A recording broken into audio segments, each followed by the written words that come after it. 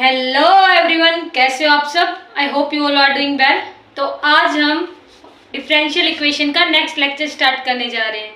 Previous lecture में हमने बात की कि equations reducible to homogeneous form, कि ऐसी इक्वेशन जिनको हम रिड्यूस कर सके होमोजीनियस फॉर्म के अंदर।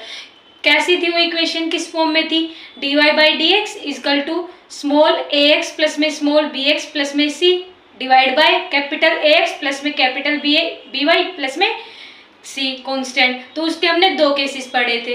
आज हम लीनियर डिफरेंशियल इक्वेशन पढ़ने जा रहे हैं कि what is linear differential equation. तो देखो नाम से ही पता चल रहा है हमें कि लीनियर डिफरेंशियल इक्वेशन, कि वो इक्वेशन जो लीनियर हो। अब लीनियर क्या होता है? लीनियर जो हमारा बेसिक लेक्चर था उसी में ही मैंने बता दिया था कि लीनियर इक्वेशन वो इक्वेशन होती है जिनकी डिग्री 1 हो। तो linear differential equation, those differential equations which have degree 1। तो हेडिंग लगाओ linear differential equation. So heading लगाते हैं हम linear differential equations.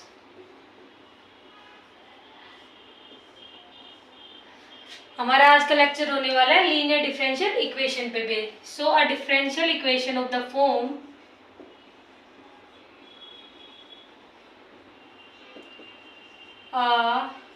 Differential equation of form, किस फॉर्म की होनी चाहिए लीनियर डिफरेंशियल इक्वेशन? देखो जितनी भी हमने अब तक इक्वेशन पढ़ी है ना, तो उनकी कुछ ना कुछ फॉर्म होती है। जैसे होमोजीनियस की हमने फॉर्म पढ़ी थी, एग्जैक्ट डिफरेंशियल इक्वेशन होते हैं उसकी कुछ ना कुछ फॉर्म होती है। जैसे पैराबोला हमने 12th क्लास में पढ़ा था, उसकी कुछ ना कुछ फॉर्म होती है। स्ट्रेट लाइन की कुछ ना कुछ फॉर्म होती है। तो ऐसे ही लीनियर डिफरेंशियल इक्वेशन की फॉर्म होती है। मतलब उस फॉर्म को देख के ही तो हम आइडेंटिफाई करते हैं कि हमारी गिवन इक्वेशंस एग्जैक्ट है, लीनियर है, होमोजीनियस है या फिर वेरिएबल सेपरेबल फॉर्म में है। तो इसकी फॉर्म कौन सी होगी? तो इसकी फॉर्म है हमारी dy by D x plus P Y is equal to Q, है ना। Is called differential form, linear differential form, है ना। Linear differential form. अभी फिलहाल हम खाली डिफरेंशियल फॉर्म ही लिखते हैं। Is called differential form where P and Q are functions of x only और कांस्टेंट। या तो हमारे फंक्शन हो किसके, x के, या फिर हमारा कांस्टेंट हो, है ना। देखो फॉर्म मैंने अभी डेफिनेशन क्या लिखवाई है लीनियर डिफरेंशियल इक्वेशन की, क्या differential equation of form dy by D x plus P, function किसका होगा p x का, y equal to Q X, is called differential form where p and q are function of x only और some constant. मतलब differential equation किस form की, dy by D x plus में p function होगा x का, P x Y equal to q function of x। तो वो differential equation मानी जाएगी जिसमें हमारे p और q या तो कोई कांस्टेंट होंगे या फिर हमारे क्या होंगे, फंक्शन ऑफ x होंगे। लेकिन बात करें हम लीनियर डिफरेंशियल इक्वेशन की, तो differential equation is said to be linear. हम उसको लीनियर कब कहेंगे? Differential equation is said to be linear if the dependent variable and its derivative, if the dependent variable and its derivative is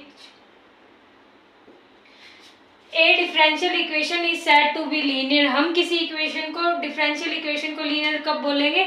if the dependent variable and its derivative is in first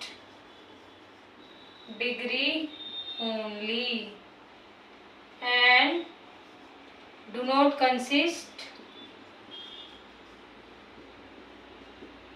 and do not consist in the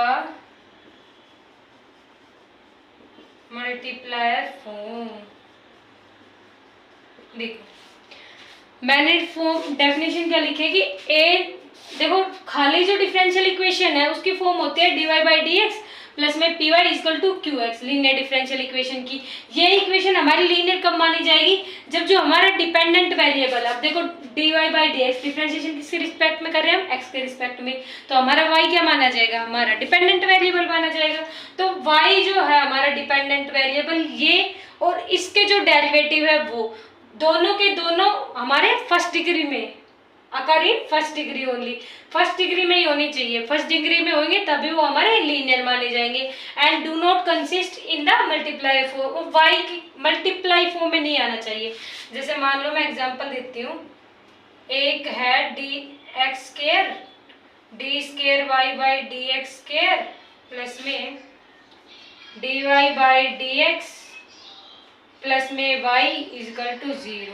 अब ये बताओ क्या ये हमारी linear differential equation है? बिल्कुल है। Linear differential equation हमने देखो, हमें इसके ऑर्डर से मतलब नहीं होना चाहिए कि इसके ऑर्डर 2 है। यहाँ पे ऑर्डर क्या होता है? ऑर्डर और डिग्री देखो मैंने अच्छे से बताया हुआ है। ऑर्डर होता है ऑर्डर ऑफ हाईएस्ट डेरिवेटिव, कि हमें मैक्सिमम कितनी बार डेरिवेटिव किया हुआ है, और पावर क्या होती है? Power of highest derivative. तो हमें यहाँ पे पावर से मतलब है, पावर फर्स्ट होनी चाहिए फर्स्ट डिग्री में, ऑर्डर से मतलब नहीं है। ऑर्डर यहाँ पे 2 है, लेकिन इस 2 की पावर चेक करेंगे हम, 2 की पावर कितनी है? 1। तो ये हमारी क्या है? Second order linear differential equation. Second order linear differential equation, देखो ये हमारी second order linear differential equation हुई। देखिए मैं एक एग्जांपल और देती हूँ आपको कि x dy by D X का square plus y is equal to 0। अब बताओ मुझे कि क्या ये इक्वेशन हमारी लीनियर डिफरेंशियल इक्वेशन है या नहीं है? देखो लीनियर डिफरेंशियल इक्वेशन चेक करने के लिए ना, ये फॉर्म हम बाद में चेक करेंगे, dy by D x plus में P Y is equal to Q. पहले हमें चेक करना है कि जो हमारे जो पावर है किसकी? हाईएस्ट ऑर्डर की। हाईएस्ट ऑर्डर यहाँ पे एक ही बार डेरिवेटिव हो रखा है, इसी की पावर चेक करेंगे हम। तो इसकी पावर कितनी है? 2, लेकिन हमें क्या होना चाहिए? फर्स्ट होनी चाहिए उसकी पावर।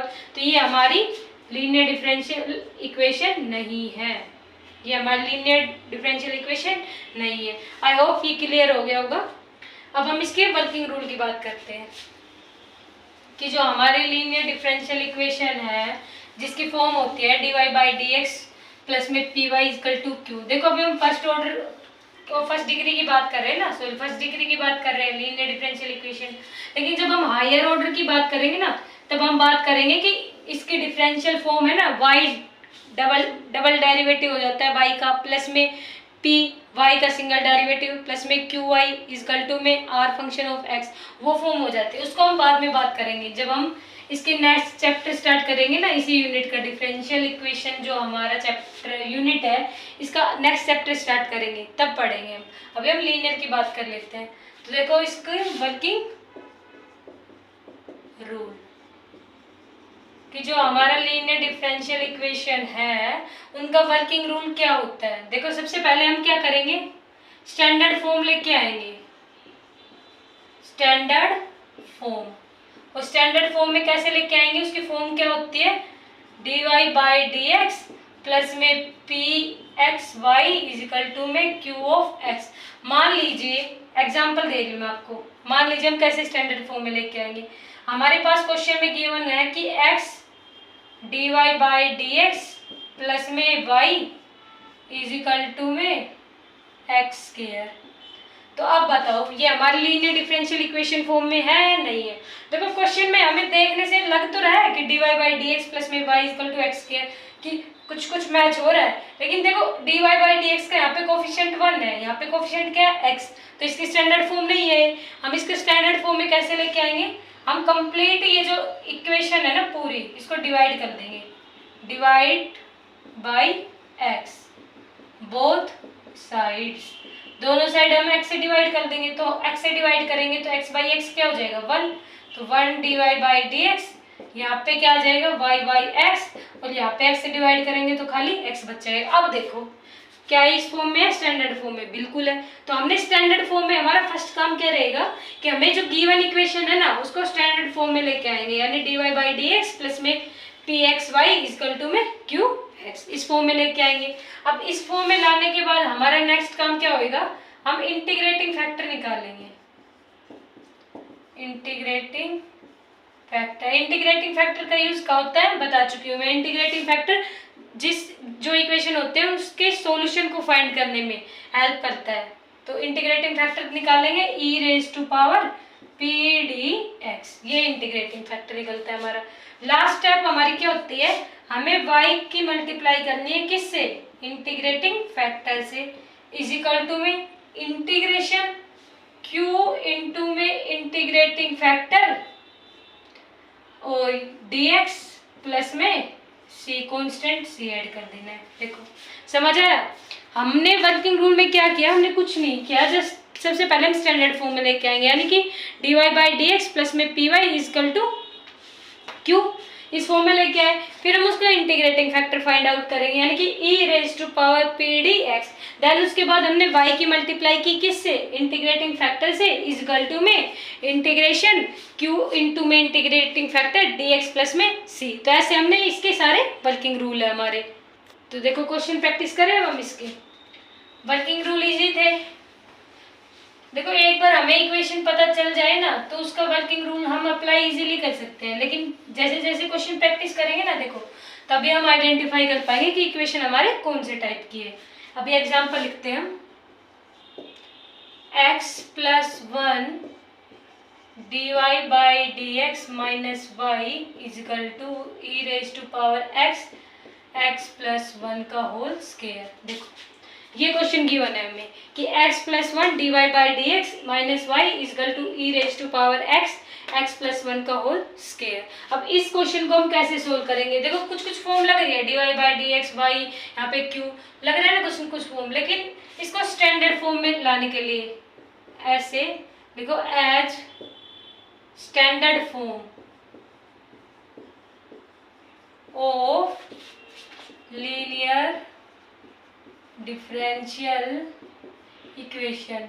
हमारा वर्किंग रूल में फर्स्ट स्टेप क्या थी कि हमें उसके स्टैंडर्ड फॉर्म में लेके आना है। अब इस क्वेश्चन में इसकी स्टैंडर्ड फॉर्म क्या होती है, देखो linear differential equation standard form होती है dy by D x plus में pxy इजकल टू में qx, ये हमारी स्टैंडर्ड फॉर्म होती है ना, हमें पता है। अब ये स्टैंडर्ड फॉर्म में है अभी नहीं है, क्योंकि dy बाई डी एक्स का कोफिशिएंट 1 होना चाहिए, जैसे यहाँ पे 1 है। तो इस पूरी इक्वेशन को हम x प्लस 1 से डिवाइड कर देंगे, x प्लस 1 से पूरी इक्वेशन को डिवाइड करेंगे तो यहाँ पे 1 आ जाएगा, है ना। तो 1 dy by D X minus Y upon में हमने क्या किया, यहाँ पे हमने डिवाइड कर दिया, डिवाइड बोथ साइड बाई, किससे डिवाइड किया हमने, x प्लस 1 से, है ना, दोनों साइड हमने x प्लस 1 से डिवाइड किया। तो y बाई में x plus 1 is equal to E raise to power x plus 1 आ जाएगा, क्योंकि x प्लस 1 का स्क्वायर था, नीचे इसको x प्लस 1 से डिवाइड करेंगे तो एक x प्लस 1 से स्क्वायर कैंसिल आउट हो जाएगा, एक x प्लस 1 बच गया। अब ये हमारी फॉर्म में आ गई, स्टैंडर्ड फॉर्म में, देखो आ गई ना बिल्कुल स्टैंडर्ड फॉर्म में। अब हम यहाँ से p की वैल्यू फाइंड आउट कर सकते हैं इजीली। p क्या है यहाँ पे, देखो y का कोफिशिएंट होता है p, यहाँ पे y है, y का कोफिशिएंट क्या है माइनस 1 बाई एक्स प्लस 1। देखो सिंबल हमेशा साथ लेके चलना है, यहाँ पे प्लस था लेकिन यहाँ पे तो माइनस है, मतलब y के कोफिशिएंट की वैल्यू क्या है माइनस 1 बाई एक्स प्लस 1, और q क्या है यहाँ पे e raise to power x plus 1, है ना। अब इससे बाद हमारी नेक्स्ट स्टेप क्या थी कि हमें इंटीग्रेटिंग फैक्टर निकालना होता है। इंटीग्रेटिंग फैक्टर होता है e raise to power p dx, यही होता है हमारा इंटीग्रेटिंग फैक्टर। तो इंटीग्रेटिंग फैक्टर की यहाँ से वैल्यू क्या आ जाएगी हमारी, e इंटीग्रेट p की वैल्यू क्या है माइनस 1 बाई एक्स प्लस 1, और इसके dx मतलब x के रिस्पेक्ट में इंटीग्रेट करना है। अब मुझे ये बताओ कि इंटीग्रेट करते हैं हम 1 बाई एक्स का dx के रिस्पेक्ट में तो क्या आता है, आंसर क्या आता है हमारा log mod x, यही आता है ना हमारा। तो यहाँ पे भी ऐसे ही करेंगे, हम इंटीग्रेट करेंगे तो क्या वैल्यू आएगी, e raise to power minus log mod x plus 1, है ना, यही आएगी। अब क्या कर सकते हैं हम, अब एक फॉर्मूला होता है कि n log m किसके इक्वल होता है, log m की पावर n, ये हम पढ़ चुके हैं 12th क्लास में ऑलरेडी कि n log m किसके इक्वल होता है, log m की पावर n। तो यहाँ पे -1 log x प्लस 1, इसको हम कैसे लिख सकते हैं, log mod x प्लस 1 की पावर -1, ऐसे लिख सकते हैं according to this formula. So integrating factor की वैल्यू क्या आएगी हमारे पास, e raise to power log mod x plus 1 की पावर -1, ऐसे लिख सकते हैं हम इस फॉर्म में, एंड log m की पावर n लिख सकते हैं ना, बिल्कुल। तो e से log क्या हो जाएगा हमारा, ये दोनों आपस में कैंसिल आउट हो जाएंगे।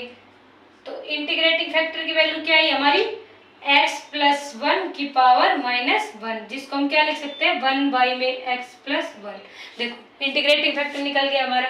इंटीग्रेटिंग देखो कितना इजी था, हमने क्या क्वेश्चन हमें गिवन था इस फॉर्म में, x plus 1 dy by D X minus Y equal to E raise to power x plus 1 का स्क्वायर। हमारा सबसे पहला काम क्या है कि हमें इस फॉर्म को स्टैंडर्ड फॉर्म में कन्वर्ट करना है। अब स्टैंडर्ड फॉर्म क्या होती है लीनियर डिफरेंशियल इक्वेशन की, dy by D x plus में P x Y equal to Q x, तो ये फॉर्म है। तो इसलिए हमने कंप्लीट इक्वेशन को डिवाइड कर दिया किससे, x प्लस 1 से, ताकि dy बाई डी एक्स का कोफिशिएंट 1 बन जाए। तो यहाँ पे 1 बन गया, अब डिवाइड किया तो डिवाइड में x प्लस 1, यहाँ पे x प्लस 1 से डिवाइड किया तो ये स्क्वायर कैंसिल आउट हो गया।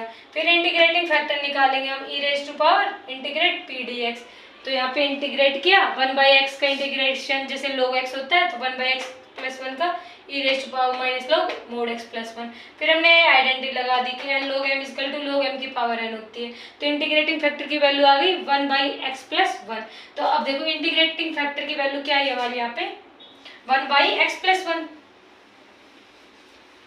1/x plus 1। इंटीग्रेटिंग फैक्टर की वैल्यू हमारी क्या आई, 1 में x प्लस 1।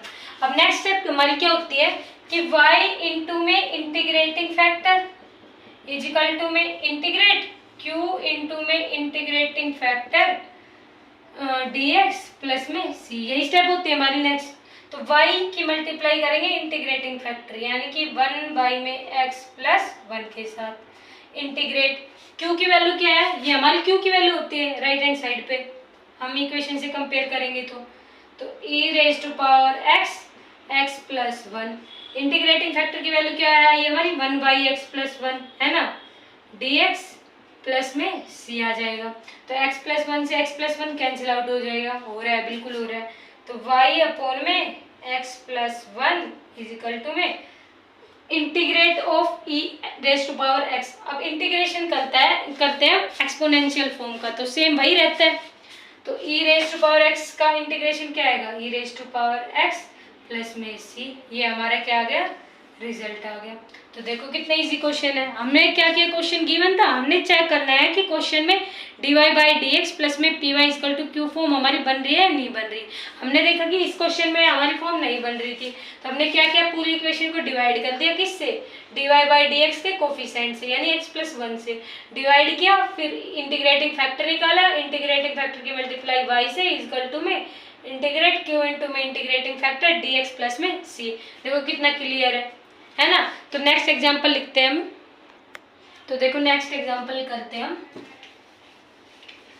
आई थिंक ये तो समझ आ गया होगा सबको, है ना, कैसे करते हैं। देखो हमें कुछ नहीं करना, हमें जस्ट इक्वेशन को देखना है, फिर उसको उसके स्टैंडर्ड फॉर्म में लेके आना है। स्टैंडर्ड फॉर्म में आने के बाद उस पर वर्किंग रूल अप्लाई कर देना है। सभी क्वेश्चन में ऐसे ही होगा अगर वो लीनियर डिफरेंशियल इक्वेशन के क्वेश्चन है तो। नेक्स्ट क्वेश्चन लिखो, question x³ minus x dy by D X minus 3x² minus 1y is equal to x की power 5 minus 2x³ plus x। देखो ये क्वेश्चन है हमारे पास गिवन। क्वेश्चन क्या है हमारे पास कि x³ minus 3 dy by D X minus 3x² minus 1y is equal to x की power 5 minus 2x³ plus x। अब देखो हमारा पहला काम क्या है कि हमें इस क्वेश्चन में देखना है कि उसकी स्टैंडर्ड फॉर्म में है या नहीं है। अब स्टैंडर्ड फॉर्म क्या होती है? स्टैंडर्ड फॉर्म क्या होती है उसकी? लीनियर डिफरेंशियल इक्वेशन की dy/dx प्लस में pxy इजकल टू में q ऑफ x, है ना। यही होती है इसकी स्टैंडर्ड फॉर्म डिफरेंशियल इक्वेशन की। तो हमें dy/dx का कोफिशिएंट यहाँ पे 1 चाहिए, तो हम इस पूरी इक्वेशन को किससे डिवाइड कर देंगे? जाहिर सी बात है x³ माइनस x से। तो पूरी इक्वेशन को हमने x³ माइनस x से डिवाइड कर दिया, तो क्या आएगा? dy/dx minus 3x² minus 1 upon x³ minus x y is equal to x raise to power 5 minus 2x³ plus x upon किसे डिवाइड किया हमने? x³ माइनस x से। अब आप लोग मुझे ये बताओ, इसकी डिवाइड हम कर सकते हैं? हमने ये भी सीखा हुआ है, कैसे करेंगे? देखो मैं एक बार करके दिखा देती हूँ। x5 minus 2x³ plus x³ minus x, इससे डिवाइड करना होता है। तो देखो इन क्वेश्चन में हम डिवाइड करते हम क्या चेक करते हैं कि हमें ये जो हमें गिवन है ना x³ माइनस x, इससे हमें x रेज टू पावर 5 लानी है। तो x रेज टू पावर 3 और x रेज टू पावर 5 कितना डिफरेंस है? 2 का डिफरेंस है। तो यानी कि हम x रेज टू पावर 2 से मल्टीप्लाई करेंगे किसको? x³ माइनस x को। तो x³ माइनस x है हमारा, x³ माइनस x, इसकी मल्टीप्लाई की हमने किससे? x² से। तो क्या आएगा? दोनों की मल्टीप्लाई करेंगे तो x raise to power 5 minus में x³, यही आएगा ना हमारे पास जब हमने मल्टीप्लाई की x² से। क्यों मल्टीप्लाई की? क्योंकि हमें x रेज टू पावर 5 चाहिए था और यहाँ पे x³ था। तो 3 की मल्टीप्लाई 2 से करेंगे, x³ मल्टीप्लाई x², भाई x³ की मल्टीप्लाई हम x² से करेंगे तभी तो x रेज टू पावर 5 आएगा। क्यों? क्योंकि बेस सेम होता है तो पावर ऐड हो जाती है, हमें पता है ये चीज़। तो हम इस फॉर्म में लेके आना चाहते हैं ना, यानी x रेज टू पावर 5 में। तो x³ माइनस x की मल्टीप्लाई की किससे? x² से। तो क्या आया? x raise to power 5 minus में x³, यही आएगा। अब इनके साइन चेंज होते हैं, माइनस हो जाएगा ये, प्लस हो जाएगा, तो ये तो कैंसिल आउट हो जाएगी टर्म। माइनस 2x³ और प्लस x³, तो माइनस x³ आएगा और ये प्लस x बचा ही हुआ था, प्लस x। अब देखो यहाँ पे x³ है लेकिन यहाँ पे माइनस है, यहाँ पे माइनस नहीं है, तो हम क्या करेंगे? -1 से मल्टीप्लाई करेंगे, यानी कि x³ माइनस x की मल्टीप्लाई -1 से की तो क्या आएगा? x³ की मल्टीप्लाई -1 से करेंगे तो माइनस x³ और माइनस x की मल्टीप्लाई -1 से करेंगे तो प्लस x। अब इनके सिंबल चेंज होते हैं ना, तो ये कैंसिल आउट, ये कैंसिल आउट, हमारे पास क्या आया? x² माइनस 1 आया। यानी कि इसको हम x² माइनस 1 फॉर्म में लिख सकते हैं, बिल्कुल लिख सकते हैं। इस वाले को हम x² माइनस 1 फॉर्म में लिख सकते हैं क्योंकि अभी हमने सोल्व किया है। तो देखो dy/dx minus 3x² minus 1 upon में x³ minus xy is equal to में x² माइनस 1। यहाँ तक क्लियर है? यहाँ तक देखो कोई डाउट नहीं होना चाहिए, हमने कुछ नहीं किया, जस्ट dy/dx का कोफिशिएंट 1 चाहिए होता है, इसलिए x³ माइनस x से कंप्लीट इक्वेशन को डिवाइड कर दिया। डिवाइड किया तो dy/dx minus 3x² minus 1 upon x³ minus x y is equal to x² minus 1 आ गया। अब इसके बाद हमें इंटीग्रेटिंग फैक्टर निकालना है। इंटीग्रेटिंग फैक्टर कैसे निकालते हैं? e raise to power p dx करके, है ना। तो p की वैल्यू क्या है? y का कोफिशिएंट हमारा p होता है, माइनस 3x² माइनस 1 अपॉन में x³ माइनस x, क्या है? माइनस 3x² माइनस 1 अपॉन में x³ माइनस x, ये है इंटीग्रेटिंग फैक्टर dx। अब देखो इसको कैसे सोल्व करें? हम पुट करना जानते हैं। देखो x³ माइनस x, ये देखो हम इंटीग्रेशन में सीख चुके हैं ऑलरेडी 12th क्लास में। अब जिन्होंने 12th क्लास ऐसी पास हो गई ना चिटिंग से, देखो उनके लिए मैं कुछ बता नहीं सकती, इंटीग्रेशन आपको आना चाहिए तभी आप ये क्वेश्चन सारे सोल्व कर पाओगे। देखो मैं फिर भी बता देती हूँ इसका कैसे आएगा। हम पुट कराएंगे किसको? पुट x³ माइनस x को हमने t पुट कराया, t पुट कराए तो इसका डिफरेंशिएशन क्या होगा? 3x² x के रिस्पेक्ट में माइनस 1 dx इजकल टू में dt।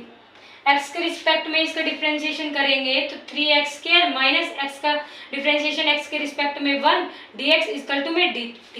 तो देखिए ये न्यूमरेटर में अवेलेबल है, बिल्कुल है, तो e रेज टू पावर क्या आ जाएगा हमारे पास, dt बाई में t, है ना।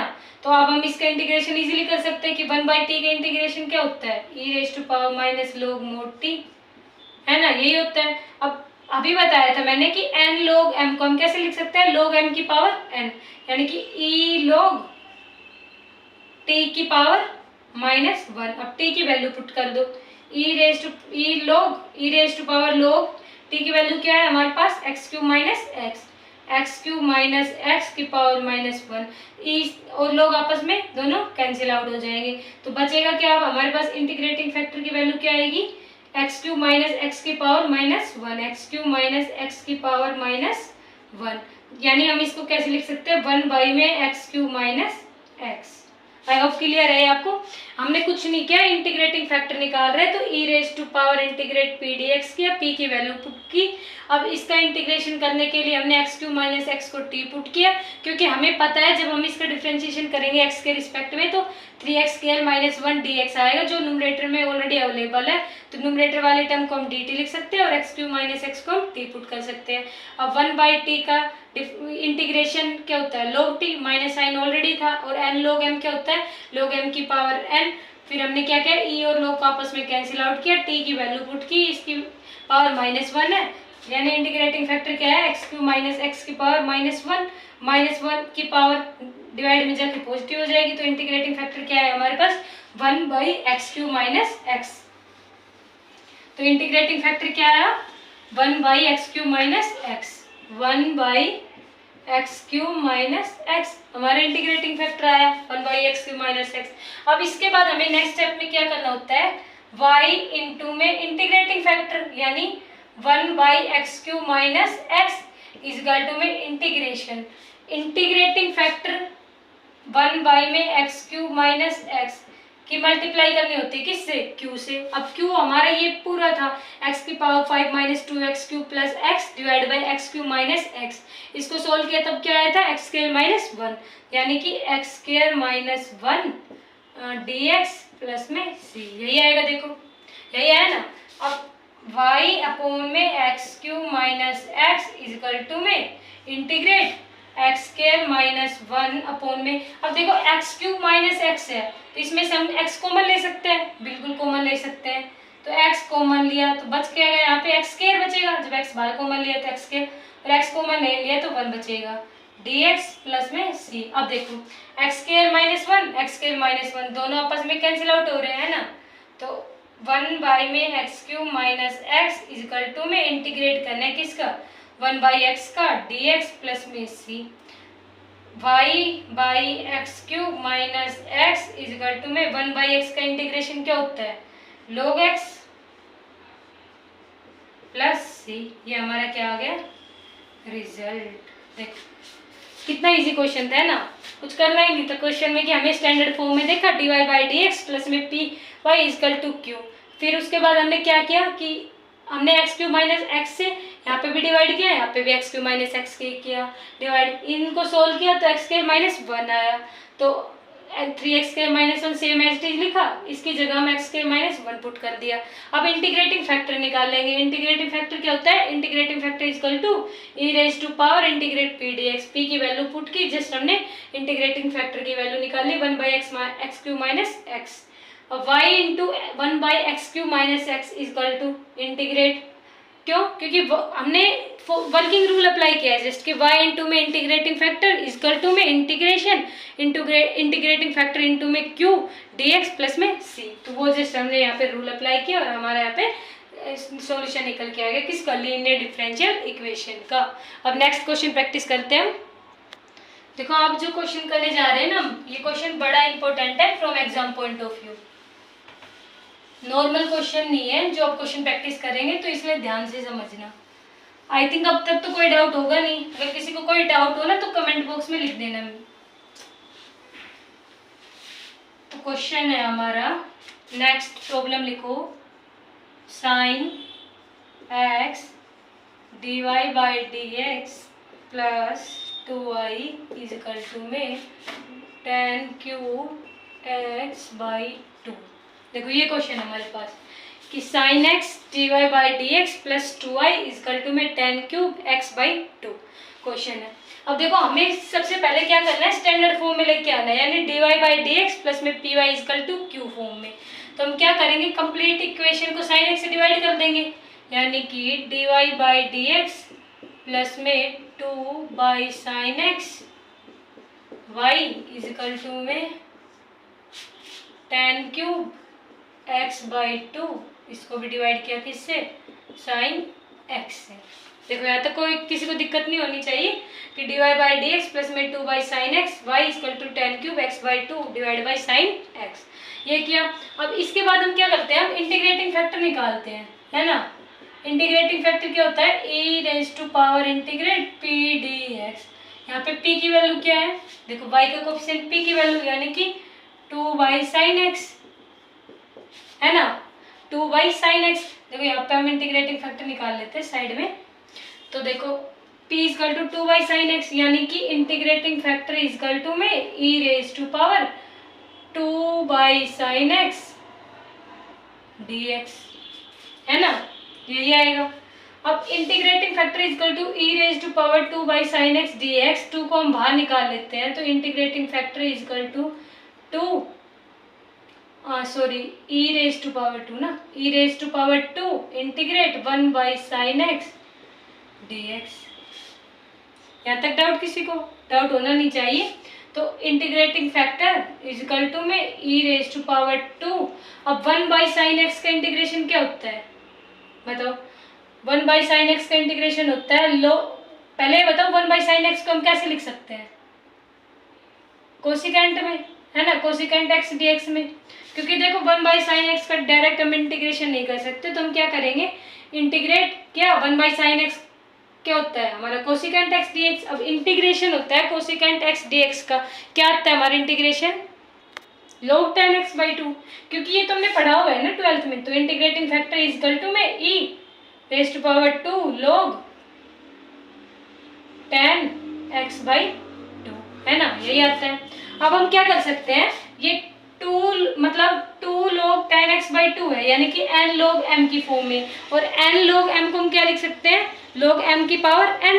तो हम इंटीग्रेटिंग फैक्टर की वैल्यू क्या आएगी यहाँ से, e raise to power log tan x by 2 की पावर 2, है ना, यही आएगी। तो e से log कैंसिल आउट हो जाएगा, तो इंटीग्रेटिंग फैक्टर में क्या आएगा, tan स्क्वायर x बाई 2। देखो यहाँ तक किसी को कोई दिक्कत होनी नहीं चाहिए, एकदम सिंपल है कि हमने कुछ नहीं किया, इंटीग्रेटिंग फैक्टर निकालना था 2 बाई साइन एक्स का, तो 2 हमने बाहर निकाल दिया, 1 बाई साइन एक्स को हमने cosecant x, integration of cosecant x का क्या होता है, log tan x बाई 2, तो n log m की फॉर्म को log m की पावर n में चेंज किया, तो इंटीग्रेटिंग फैक्टर क्या है, tan स्क्वायर x बाई 2। तो हमारी नेक्स्ट स्टेप क्या होती है, y इंटू में इंटीग्रेटिंग फैक्टर, यानी कि tan square x by 2 is equal to में इंटीग्रेट q इंटू में इंटीग्रेटिंग फैक्टर, q क्या है हमारा, tan cube x by 2 upon में साइन x इंटू में इंटीग्रेटिंग फैक्टर क्या है हमारा, tan square x by 2 dx plus c। देखो यहाँ तक किसी को कोई दिक्कत नहीं होनी चाहिए, तो हमने कुछ नहीं किया, y इंटू में इंटीग्रेटिंग फैक्टर इजकल टू में इंटीग्रेट q इंटू में इंटीग्रेटिंग फैक्टर dx प्लस में c। यहाँ तक क्लियर है एकदम। अब हम क्या करेंगे, देखो साइन x है, हमें एक फॉर्मूला पढ़ा था कि साइन 2x का फॉर्मूला क्या होता है, 2 साइन x इंटू में कोस x, है ना। तो खाली साइन x का क्या हो जाएगा, 2 sine x by 2 cos x by 2, है ना। तो हमने इस फॉर्म में लिखा, क्यों लिख रहे हैं हम, ताकि क्वेश्चन हमें इजी हो सोल्व करने में। तो tan cube x by 2 into में tan square x by 2 dx plus c divide by sine x को हमने किस फॉर्म में चेंज किया, 2 sine x by 2 and cos x by 2, इस फॉर्म में। किसी को कोई दिक्कत होनी भी नहीं चाहिए। देखो अब tan क्यूब x बाई 2 है, tan क्या होता है हमारा, tan x बाई 2 क्या होएगा, sine x by 2 divide by cos x by 2, है ना, यही होता है हमारा। tan x/2 क्या होता है, sin x/2 divide by cos x/2।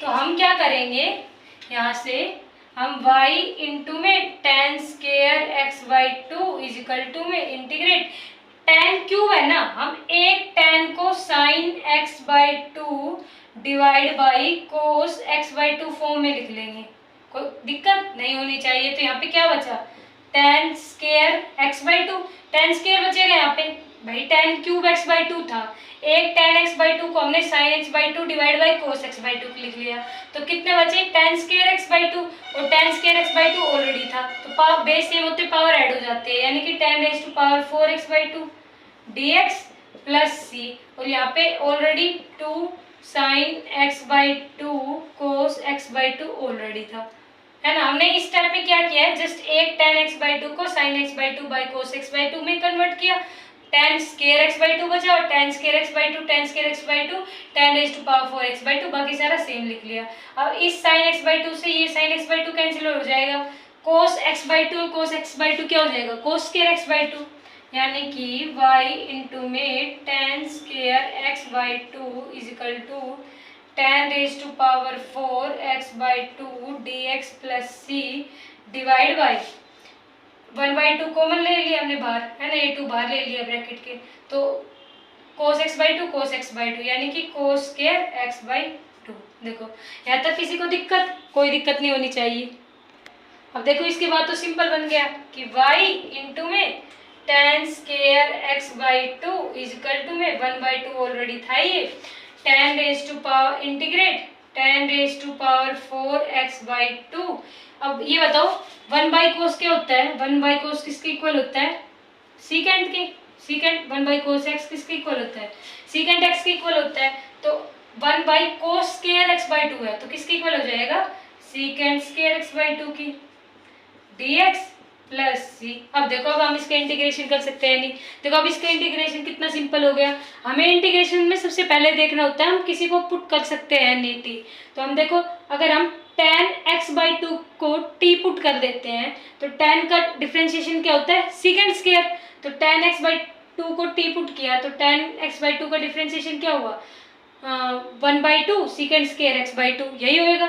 तो हम क्या करेंगे, देखो पुट करेंगे क्या, tan x/2 इजिकल टू में t, तो 1/2 secant square x/2 dx is equal to में dt, है ना, यही आएगा हमारे पास। तो सीकेंट स्केयर x/2 तो अवेलेबल है हमारे पास क्वेश्चन में, लेकिन 2 अवेलेबल नहीं है क्वेश्चन में, तो हम क्या करेंगे, न्यूमरेटर में 2 से मल्टीप्लाई कर देंगे, न्यूमरेटर में हम 2 से मल्टीप्लाई कर देंगे। किसी को दिक्कत, कोई दिक्कत नहीं होनी चाहिए। तो हमारी किस फॉर्म में कन्वर्ट हो जाएगी, y इंटू में tan square x/2 is equal to में 1/2 इंटीग्रेट, अब देखो tan raise to power 4 x/2 था, tan x/2 को हमने क्या किया, t पुट किया, तो t की पावर कितनी हो जाएगी 4, है ना, और सीकेंट स्केयर x/2 dx, तो सीकेंट स्केयर x/2 dx हमारे पास यहाँ पे ऑलरेडी है ये, लेकिन 1/2 नहीं है, तो हम न्यूमरेटर में 2 से मल्टीप्लाई कर देंगे सो दैट 2 से ये 2 कैंसिल हो जाए, तो 2 हमने यहाँ पे ऑलरेडी ऐड कर दिया है, यानी कि 2 dt प्लस सी, ये 2 हम यहाँ पे लिख देते हैं ना, यहाँ पे लिख दिया मैंने 2। अब क्या करेंगे, इस 2 से ये 2 ब्रैकेट के बाहर जाएगा, तो ये 2 से ये 2 कैंसिल आउट हो जाएगा, है ना। तो अब मैं ऊपर लिख देती हूँ, एक सेकेंड यहाँ पे लिख देती हूँ ना, देखो क्या है हमारे पास, y इंटू में tan square x/2 is equal to में integrate t raise to power 4 dt plus c, ये आया हमारे पास। देखो y इंटू में tan square x/2 is equal to integrate t raise to power 4 dt plus c. अब y into tan square x/2 तो हमारा सेम रहेगा, इजिकल टू में t रेज टू पावर 4 का इंटीग्रेशन क्या होता है, t raise to power 5/5 plus c, है ना, यही होएगा। अब t क्या था हमारा, t क्या था हमारा tan x/2, t क्या था हमारा tan x/2, इसकी वैल्यू यहाँ पे सब्सटीट्यूट कर दो जस्ट, तो y into tan square x/2 is equal to क्या आएगा यहाँ पे ये साइन हट जाएगा ना यहाँ से, ब्रैकेट आ जाएगा ये। क्यों? क्योंकि t⁴ का इंटीग्रेशन हम ऑलरेडी कर चुके हैं। क्या है? t⁵ तो t की वैल्यू 10x/2 पुट की, यानी कि 10⁵x/2 प्लस c। ये हमारा क्या आ गया? रिजल्ट। इसे और फर्दर सोल्व करना चाहो तो 10⁻x/2 यहाँ से 2 और यहाँ पे 2 कैंसिल आउट हो जाएगा तो 3 पावर बचेगी यहाँ पे जस्ट। तो देखो ये क्वेश्चन था हमारा, कितना इजी क्वेश्चन था। हमने क्या किया कि जस्ट क्वेश्चन गिवन था हमें sin x dy/dx plus 2y = 10⁵x/2। हमें dy/dx यानी स्टैंडर्ड फॉर्म में लेके आना था, तो हम sin x से डिवाइड किया। sin x से डिवाइड करने के बाद हमें क्या करना था? इंटीग्रेटिंग फैक्टर निकालना था। हमने इंटीग्रेटिंग फैक्टर निकाला था। 2y/sin x का इंटीग्रेटिंग फैक्टर क्या आया था? 10⁻x/2। तो y इंटू में integrating factor equal to integration q into में integrating factor dx plus c किया था। फिर हमें पता है कि sin 2x क्या होता है? 2sin x into cos x। तो हम sin x को लिख सकते हैं ना किस फॉर्म में? sin x/2 into cos x/2 इस फॉर्म में लिखा। तो हमने उसके बाद tan⁵x/2 था, तो एक tan x/2 को हमने sin x/2 by cos x/2 में चेंज कर लिया। तो यहाँ पे 2 बची पावर, 2 यहाँ की पावर, 2 यहाँ की पावर, यानी tan⁴x/2 dx प्लस c।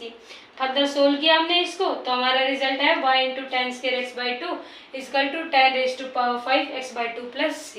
तो आज का लेक्चर हम यहीं पे स्टॉप करते हैं, क्योंकि आज का लेक्चर काफ़ी लंबा हो चुका है। नेक्स्ट लेक्चर में हम बात करेंगे बर्नौलीज़ थ्योरम की, कि लीनियर डिफरेंशियल इक्वेशन है उनको भी हम रिड्यूस कर सकते हैं।